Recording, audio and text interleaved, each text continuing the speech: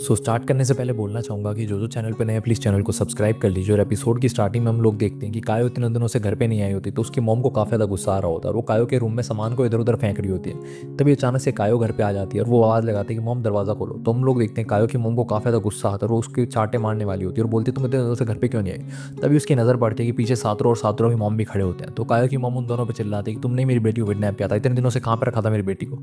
तो सातरो की मॉम बोलती है अगर तुम्हारी बेटी किडनैप हुई तो तुम उसको ढूंढने क्यों नहीं और ना ही तुमने पुलिस को कंप्लेन की। तभी कायो की मॉम एक फावड़ा उठाती है और सातरो की मॉम पे अटैक करने लगती है। तो सातरो अपनी मॉम को बचा लेता है और कायो अपनी मॉम को पकड़ लेती है। तो कायो की मॉम काफ़ी ज़्यादा गुस्सा होती है, बोलते कायो ये तुम क्या कर रही हो। तो सातरो की मॉम बोलते देखा तुम सिर्फ अपने लिए चिंता कर रही हो, तुम अपनी बेटी की परवाह नहीं है। तभी कायो बोलते हैं मॉम आप ये सब कुछ क्यों कर रही हो, प्लीज़ इनको छोड़ दो। तो सातरो की मॉम बोलते हैं कायो भी नहीं चाहती कि तुम ऐसी बनो, तुम ऐसा क्यों कर रही हो, तुम अपना ये रूप क्यों दिखाना चाहते हो अपनी बेटी को। तो कायो की मॉम बोलते हैं तुमने मेरी बेटी को किडनैप किया और तुम मुझे लेक्चर दे दियो, तुम किसी का अल्लाह के लायक नहीं हो, तुम मुझे लेक्चर देने के। तो सातरो बोलता है कि आप चुप हो जाओ, आपने अपनी बेटी के साथ ये सब कुछ किया, आप उसको पीट के उस रॉ रूम में डाल देती थी, आपको क्या फ़र्क पड़ता है। तभी हम लोग होते हैं कायो की मॉम को काफ़ी ज़्यादा गुस्सा आता है और वो सातरो को भी अटैक करने के लिए जा रही होती है। तभी वहाँ पे योशिरो सेंसे आ जाता है कुछ चाइल्ड वेलफेयर वालों के साथ में। तो वो चाइल्ड वेलफेयर वाले बोलते हैं कि तुम हमसे मिल नहीं रही थी, इसलिए हम लोगों को सातरो और उसकी मॉम का इस्तेमाल करना पड़ा तुमसे मिलने के लिए। तो काया की मॉम बोलते हैं कि ये लोगों ने मेरी बेटी को किडनैप किया था, आप पुलिस वालों को बुलाओ, इन लोगों ने आपकी मदद नहीं करी है बल्कि मेरी बेटी को किडनैप किया है। तो वेलफेयर वाले बोलते हैं कि नहीं, हम लोग आपसे पहले सवाल पूछेंगे कि आपका और कायो का रिलेशन कैसा है, क्योंकि हम लोगों ने डिसाइड किया कि हम लोग कायो को आपके साथ नहीं रहने देंगे, हम लोगों को उसकी कस्टडी देनी होगी किसी और को। तो कायो की मॉम बोलते हैं कस्टडी, मैं इसकी लीगल गार्जियन हूँ, आप इसकी कस्टडी किसको और दोगे। तो वो लोग बोलते हैं लेकिन कायो अगर मिसिंग थी तो आपने एक बार भी पुलिस को कॉन्टैक्ट नहीं किया, ना ही इसको ढूंढने की कोशिश की। तो कायो की मॉम बोलते हैं ठीक है मैं समझ गया, आप पुलिस को नहीं बुलाने वाले, मैं खुद जाऊंगी पुलिस के पास और रिपोर्ट करूंगी इन लोगों को किडनैप करने के लिए कायो का। तभी हम लोग इतने योशिरो सेंसे वहाँ पे कायो की नानी को लेकर आ जाते हैं और कायो की नानी काफ़ी ज़्यादा उदास होती है और अपनी बेटी को इस हालत में देख के वो रोने लग जाती है और बोलती है कि मुझे माफ़ कर दो, मैंने जब से तुम्हारे उस आदमी के साथ डिवोर्स हुआ है तुम्हारा ध्यान नहीं रखा, ये सब कुछ मेरी गलती है, तुम कितनी ज़्यादा अकेली होगी है ना। तभी हम लोगों को पता चलता है कि कायो की मॉम का जो पहला हस्बैंड था वो उनको काफ़ी ज़्यादा पीटता था और वो कायो को भी पीटता था। तो हम लोग देखते हैं कायो की मॉम पहले कायो से काफ़ी ज़्यादा प्यार करती थी, लेकिन आखिरकार वो अपने पति का गुस्सा कायो पे निकालने लगी और उसको बहुत बुरी तरीके से पीटने लगी डिवोर्स के बाद में, तब से ये हालत है उसकी। तभी हम लोग देखते हैं कायो की नानी बोलते हैं कि प्लीज़ मुझे माफ़ कर दो, मेरी बेटी को भी माफ़ कर दो, इसको छोड़ दो, मैं अब कायो का खुद ध्यान रखूंगी। तभी हम लोग देखते हैं कायो की मॉम भी रोने लग जाती है, उसको अपनी गलती रियलाइज़ हो जाती है और वो अपनी मॉम को बोलती है मॉम मुझे माफ़ कर दो, मुझे ये सब कुछ नहीं करना चाहिए था। लेकिन हम लोग देखते हैं कायो को इस सबसे कोई फ़र्क नहीं पड़ रहा होता और वो अपनी मॉम से दूर जाना चाहती है, उसको अपनी मॉम पे बिल्कुल भी दया नहीं आ रही होती।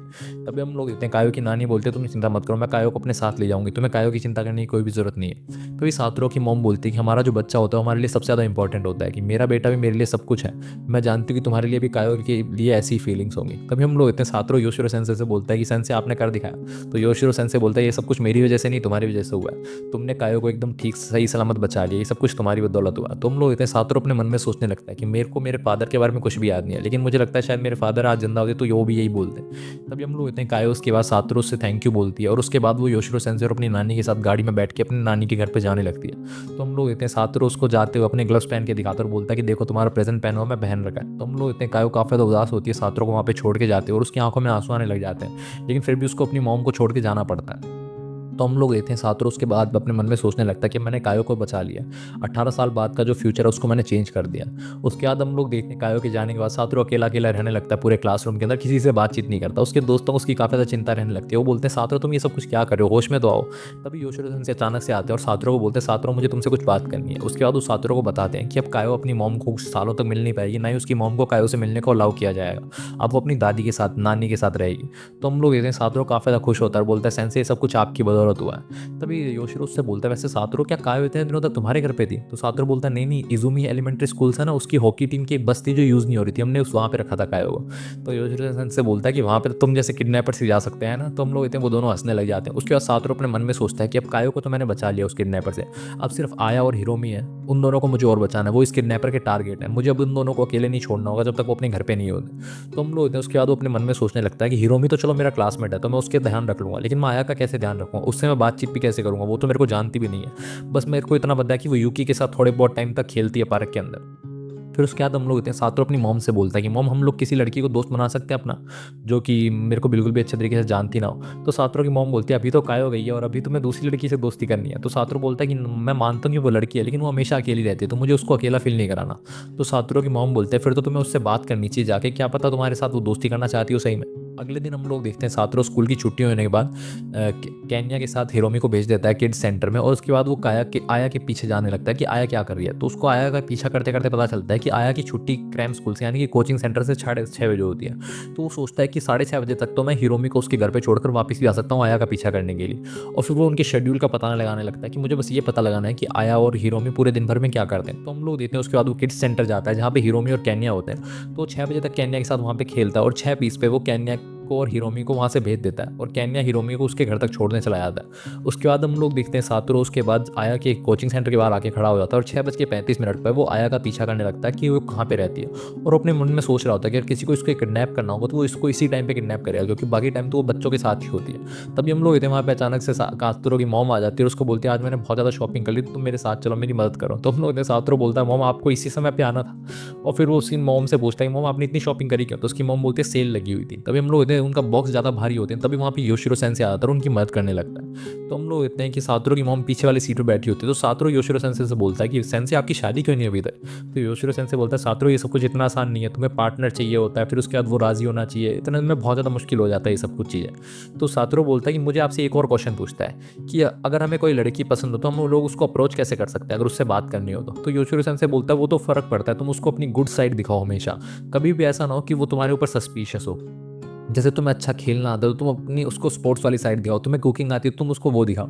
जब उसको उस चीज़ में इंटरेस्ट होगा तो वो अपना गार्ड डाउन करेगी तुम्हारे आसपास और फिर तुम्हें वो सारी बातें बताने लगेगी, जब तुम उसके साथ दोस्ती कर सकते हो। तभी हम लोग इतने सातों अचानक से देखता है कि डैशबोर्ड के बाहर एक पाउच आया हुआ होता है। तो वो जैसे ही उस पाउच को खोलता वहाँ बहुत सारी कैंडीज निकल जाती है और हम लोग योशिरो सेंसेन कैंडीज को देखते ही हड़बड़ा जाता है और अचानक से एक लॉलीपॉप अपने मुंह में ले लेता और बोलता है तुम्हें पता 3 साल पहले मैंने स्मोकिंग छोड़ी थी, उसके बाद से मैं टॉफीज ही खाता रहता हूँ। तो हम लोग इतने सातों को थोड़ा सा शक होता है, लेकिन वो अगले दिन वापस स्कूल चला जाता है। तो स्कूल से जाने के बाद छुट्टी होने के बाद हिरोमी बोलता है कि मैं जा रहा हूँ किड सेंटर खेलने के लिए, अपना होमवर्क भी करूंगा। तो सातोरो बोलता है मैं तुम्हारे साथ आ रहा हूँ। तभी केन्या सातोरो से बोलता है सातोरो मुझे तुमसे कुछ बात करनी है, तुम पहले कायो के गार्डन बने हुए थे, अब तुम हिरोमी के गार्डन बने हुए, ये सब कुछ क्या चल रहा है। तो सातोरो कायो हिरोमी से बोलता है कि हिरोमी एक काम करो तुम आगे चले जाओ, मैं तुमके केन्या से थोड़ी देर बात करके आता हूँ। तो हम लोग देखते हैं कि केन्या सातोरो से बोलता है सातोरो ये सब कुछ क्या चल रहा है, तुम मुझे ये बताओ, पहले तुम कायो को बचाना चाहते थे किसी भी कीमत पे, अब तुम हिरोमी के भी गार्डन बने हुए, ये सब कुछ चल क्या रहा है, कुछ गलत हुआ है क्या। तो सातोरो बोलता है कि मैं तुम्हें सब कुछ समझा नहीं सकता, ये बहुत ज़्यादा डीप है, तुम्हारी मेरी एक्सप्लेनेशन के बाहर है ये।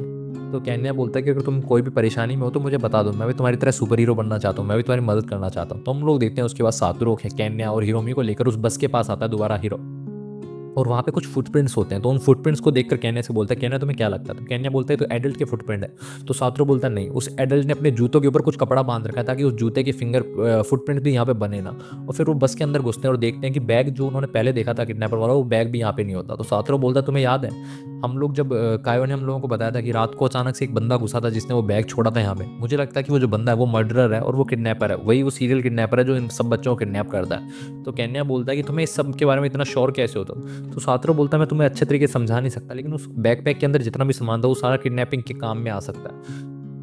तुम्हें पता है कि मैं कायो के पीछे इतने दिनों से क्यों पागल था। मैं कायो को उसकी मॉम से नहीं बचाना चाहता था, बल्कि मैं उसको उसकी किडनैपिंग और मर्डर से बचाना चाहता था। कायो का मर्डर और किडनैपिंग हो सकती थी।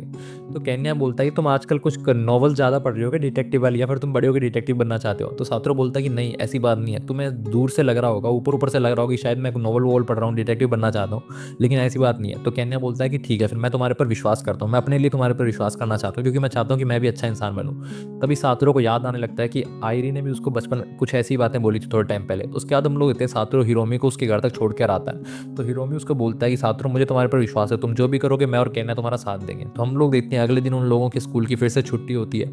योशिरो सेंसे बोलता है सब बच्चों की ध्यान से जाना, लेकिन हम लोग देखते हैं सातोरो हिरोमी और केन्या वहीं पे रुकते हैं। सातोरो हिरोमी और केन्या से बोलता है कि मुझे तुम्हारे साथ किसी जगह पे जाना है, तुम लोग मेरे साथ चलोगे। तो वो लोग हाँ बोल देते हैं। तभी हम लोग वहाँ पे ओसामू और काजू आते हैं जो कि बोलते हैं चलो हाइड आउट पे चलें आज। तो सातोरो बोलता है कि नहीं हम लोग हाइड आउट पे नहीं जा सकते तुम्हारे साथ, हम लोगों को कोई काम जाना है, और वो लोग वहाँ से निकल जाते हैं। तो काजू बोलता है कि ये लोग कुछ तो कुछ कर रहे हैं, क्यों ना हम लोग इनका पीछा करें। इसी के साथ एपिसोड खत्म हो जाता है। अगले एपिसोड के लिए बने रहिए हमारे साथ, होते के लिए बाय।